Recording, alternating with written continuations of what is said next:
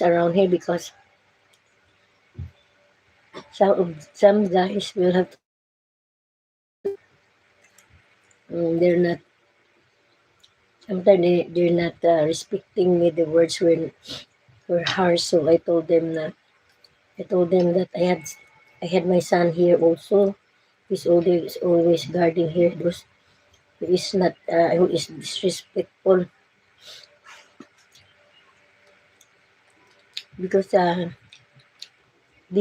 were a member of another religion and they're trying to convince me to believe. So I said we are different in belief, so just go on your beliefs. Then he continued. I said have somebody who will have um to guard here.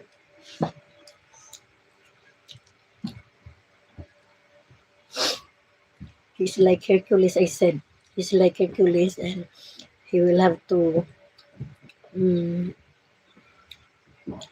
uh, tell you that you're not respecting me.